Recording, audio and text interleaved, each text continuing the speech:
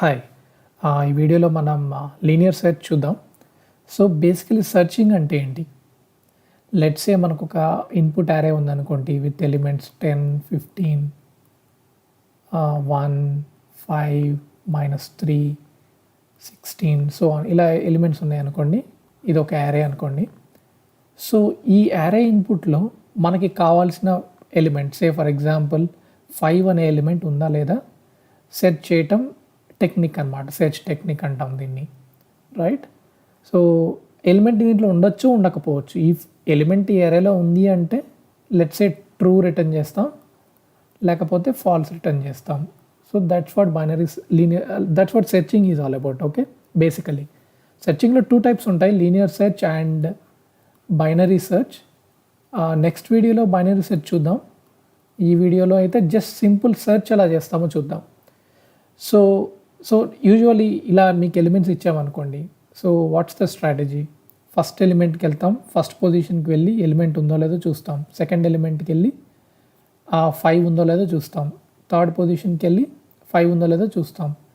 And ఈ పొజిషన్కి వెళ్ళి 5 ఉందో లేదో చూస్తాం. ఇక్కడ ఎలిమెంట్ 5 కనిపించింది. సో ఇక్కడ మనం ఎలిమెంట్ ఈ అరేలో ఉంది అని ట్రూ రిటర్న్ చేస్తాం. సో ఇదనమాట searching technique. It's a basic technique. మనకు ఒక ఎరే ఇస్తే ఆ ఎరే మొత్తం ఇటరేట్ అయ్యి అందులో మనకు కావాల్సిన ఎలిమెంట్ ఉందో లేదో చూస్తాం. మన కోడింగ్ వెబ్సైట్స్ తీసుకుంటే ఫర్ ఎగ్జాంపుల్ లీడ్ కోడ్ లాంటి వెబ్సైట్స్లో తీసుకుంటే ఏంటంటే మనకు బేసిక్గా ఒక ఫంక్షన్ ఇస్తారనమాట. రైట్? ఈ ఫంక్షన్ని మనం ఫిల్ చేయాలి. లైక్ ఈ ఫంక్షన్లో మన లాజిక్ రాసి కావాల్సిన రిటర్న్ టైప్ని రిటర్న్ చేయాలి. సో ఇట్స్ నాట్ లైక్ మనం కంప్లీట్ జావా స్క్రాచ్ నుండి రాయం అనమాట. సో ఇక్కడ కూడా మనం అలానే చూద్దాం. లైక్ మనం కోడింగ్కి మెయిన్ ఫోకస్, కోడింగ్ ప్రిపరేషన్ మీద మెయిన్ ఫోకస్ కాబట్టి జస్ట్ ఈ కోడింగ్ వెబ్సైట్స్లో మనం ఎలా ప్రాక్టీస్ చేయొచ్చు దాని అలానే ఇక్కడ కూడా చేద్దాం. Okay, so let's see this.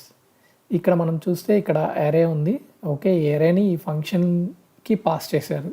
Okay, so ఈ అరే ఎలిమెంట్స్ ఉన్నాయి కదా. అలానే ఈఎల్ఈ అనేది ఏంటంటే మనకు కావాల్సిన search element.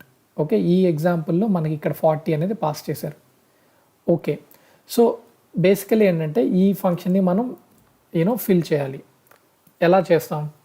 So first thing same strategy. ఇక్కడ మనం ఏం చేసాం? ఫస్ట్ ఎలిమెంట్కి వెళ్ళాం, ఉందో లేదో చూసాం. నెక్స్ట్ వేరే పొజిషన్కి వెళ్ళాం.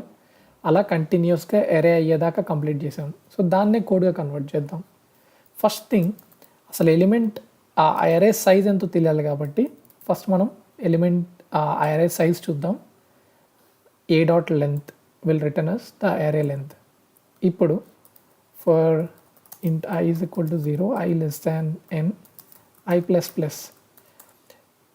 See, array length n అనుకోండి.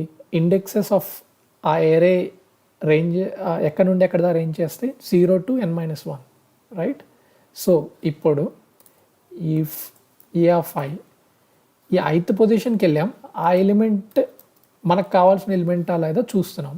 If it is the case directly okay true return చేస్తున్నాం. దట్ మీన్స్ ఓకే నాకు ఎలిమెంట్ కనిపించింది అని. సో ఇదంతా చూసిన తర్వాత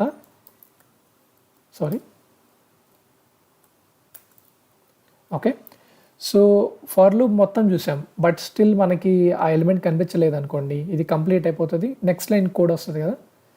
సో ఇక్కడ ఫాల్స్ రిటర్న్ చేస్తున్నాం. దట్ మీన్స్ ఆ ఎలిమెంట్ కనిపించలేదు. రైట్? వెరీ సింపుల్ కదా. Like if you run this code,